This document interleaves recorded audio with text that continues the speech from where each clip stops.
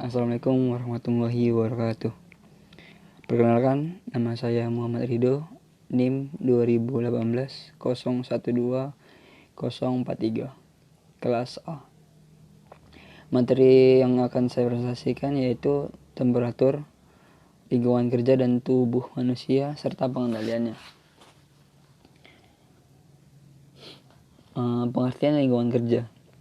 Lingkungan kerja adalah kehidupan sosial, psikologi, dan fisik dalam perusahaan yang berpengaruh terhadap tenaga kerja dalam melakukan tugasnya atau pekerjaannya. Lingkungan kerja adalah sesuatu yang ada di sekitar para pekerja dan yang mempengaruhi dirinya dalam menjalankan tugas-tugas yang dibebankan, menurut Niti Semito 1992. Dalam lingkungan kerja, yaitu ada faktor-faktor yang mempengaruhi di lingkungan kerja tersebut.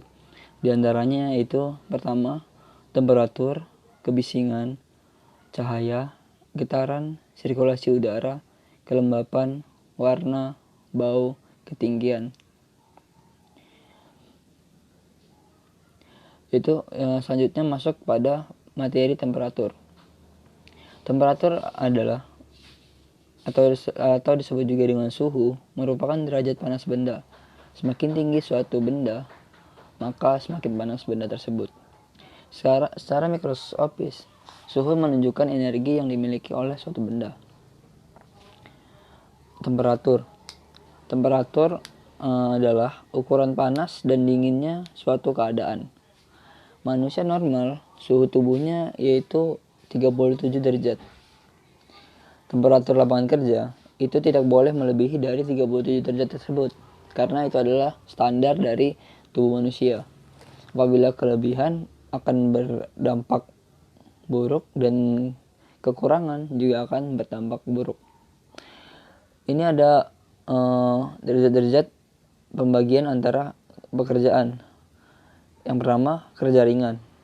Kerja ringan itu derajatnya mulai dari 30 derajat Celcius rata-ratanya, dan kerja sedang juga 26,7 derajat Celcius, dan kerja berat yaitu 25 derajat Celcius.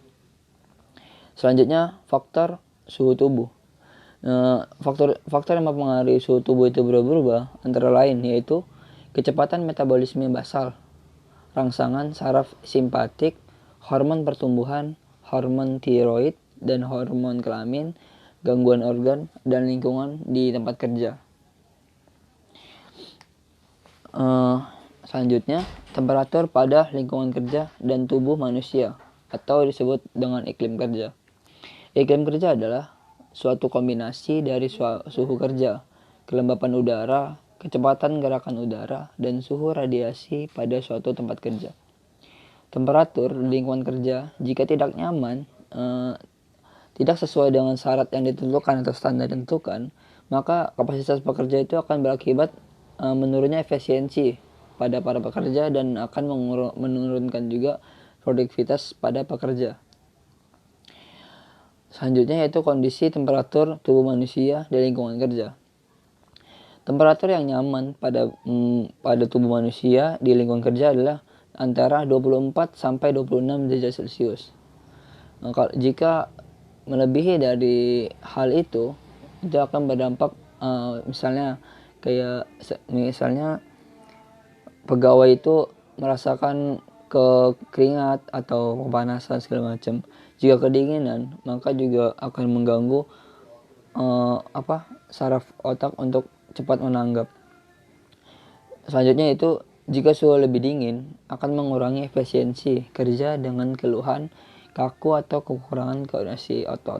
Jika suhu itu misalnya kurang dari 24 derajat Celcius. Dan jika suhu panas lebih dari 26 derajat Celcius akan berakibat menurunkan prestasi kerja berpikir. Maka temperatur dalam tempat kerja harus menyesuaikan kondisi dan rata-rata suhu tubuh manusia yang dibutuhkan. Sumber panas pada tempat kerja atau lingkungan kerja yaitu iklim kerja setempat, di mana keadaan udara di tempat kerja ditentukan oleh faktor-faktor keadaan antara lain suhu udara, penerapan, kecepatan, penerangan, kecepatan, gerakan udara, dan sebagainya. Yang kedua yaitu proses produksi dan mesin. Mesin ini mengeluarkan panas secara nyata yang akan mengakibatkan suhu di ruangan lingkungan kerja itu menjadi panas atau gerah seperti itu. Karena banyaknya mesin-mesin dengan energi mesin yang sangat panas akan berpengaruh pada lingkungan kerja yang kurang nyaman. Yang kedua itu kerja otot. Tenaga kerja dalam melakukan pekerjaan memerlukan energi yang diperlukan dalam proses oksidasi untuk menghasilkan berupa panas. Karena kalau kita bekerja itu otot-otot kita selalu bekerja panas dan segala macam. Kalau itu misalnya tidak ada yang mengontrol otot-otot kerja kita, itu akan berdampak buruk pada pekerjanya. Misalnya entah capek, sakit, mendadak atau segala macam. Selanjutnya itu pengaruh temperatur terhadap tenaga kerja. Banyak sekali pengaruh temperatur ini dalam lingkungan tenaga kerja, karena maka dengan itu sangat penting sekali jika lingkungan di tempat kerja itu kita bisa menentukan dan mengukurnya. Yang pertama itu pengaruhnya gangguan perilaku dan performa kerja. Jelas sekali. Sepertinya terjadi kelelahan, sering melakukan istirahat curi-curian yang membuat kerja tidak efektif dan tidak efisien. Jika kerja tidak efektif dan tidak efisien, maka tidak akan mendapatkan produktivitas kerja yang baik. Yang kedua, selanjutnya, yaitu dehidrasi. Tempat kerja yang temperatur yang sangat panas dan segala macam atau yang sangat dingin juga, itu akan menyebabkan dehidrasi. Dehidrasi itu adalah kondisi tubuh yang kekurangan cairan. Yang dapat mengganggu konsentrasi pada pekerjanya. Selanjutnya itu heat rash. Heat rash itu adalah suatu penyakit kulit gatal-gatal yang diakibatkan dari keringat. Jika temperatur di tempat itu tidak baik atau selalu panas, maka otomatis kondisi kulit terus basah akan mengakibatkan keringat atau disebut dengan keringat buntal, gatal-gatal. Selanjutnya itu heat cramps, yaitu kejang-kejang otot tubuh, tangan dan kaki. Kenapa kejang-kejang otot tubuh? Yaitu tadi karena dianya masih panas dan kaki dan tangannya selalu basah, tidak ada jeda untuk tidak basah, maka otot-otot itu akan kejang. Tanpa adanya pendinginan, tanpa ada sirkulasi di tempat kerja, itu akan sangat fatal dampaknya.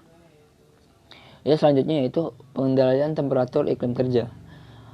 Dalam suatu lingkungan kerja, kita harus dapat mengendalikan dan mengatur bagaimana caranya suatu ruangan kerja atau lingkungan kerja itu nyaman dan tentram. Pengendaliannya temperatur di sini ada dua cara,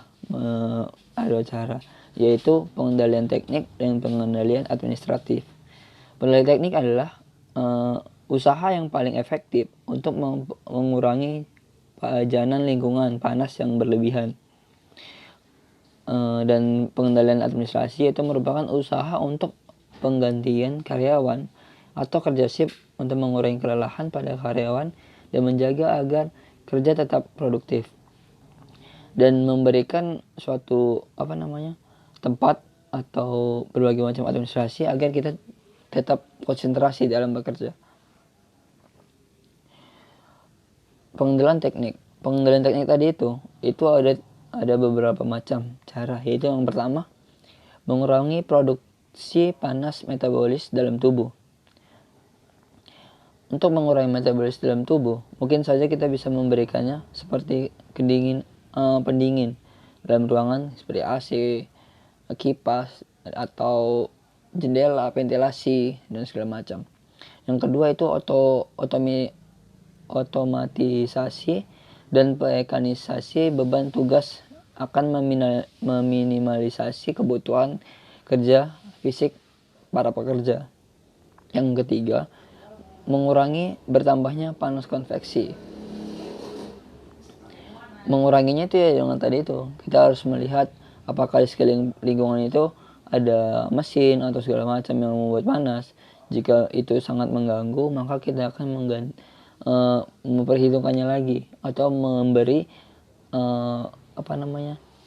asupan alat-alat yang dapat menyebabkan biar kondisi tempat kerja itu stabil lagi suhunya. Yang keempat yaitu mengurangi kelembapan. Untuk mengurangi kelembapan tersebut yaitu dengan menggunakan AC, di mana AC itu dia dapat menyerap kelembapan udara di dalam pekerjaan, dan dia juga tidak terlalu memberikan rasa nyaman lah pada bekerja gitu. Yang selanjutnya itu pengendalian administrasi. Pengendalian administrasi maksud di sini yaitu yang pertama, untuk mempersingkat pajanan dibutuhkan jadwal istirahat yang pendek tetapi sering dan rotasi tenaga kerja yang memadai. Untuk di sini kita bisa lihat contoh seperti petugas Alfamart atau Indomaret. Untuk mengatasi kelelahan untuk karyawan, mereka memiliki shift. Jadi setiap orang itu memiliki shift 8 jam kerja seperti itu. Jadi biar rotasi kerja itu selalu berjalan dan karyawan juga merasakan kenyamanan dan aman dan selalu sehat dalam bekerja dan kerja tetap produktif dengan baik. Yang kedua itu adalah periode aklimatisasi. Yang ketiga, ruangan dengan penyejuk udara AC perlu disediakan untuk memberikan efek pendingin pada para tenaga kerja. Tapi AC di sini juga tidak boleh terlalu dingin. Jika terlalu dingin akan mengganggu juga pada pemikiran atau saraf-saraf yang sering digunakan pada pekerja. Yang keempat yaitu penyediaan air minum yang cukup. Menurut saya ini sangat penting sekali, karena dalam bekerja itu kita akan membutuhkan tenaga yang ekstra. Mau untuk kerja di kantor atau di outdoor itu akan membutuhkan tenaga yang lumayan, yang biasanya tenaga otot, tenaga pikiran, maka semua itu akan harus ada memberikan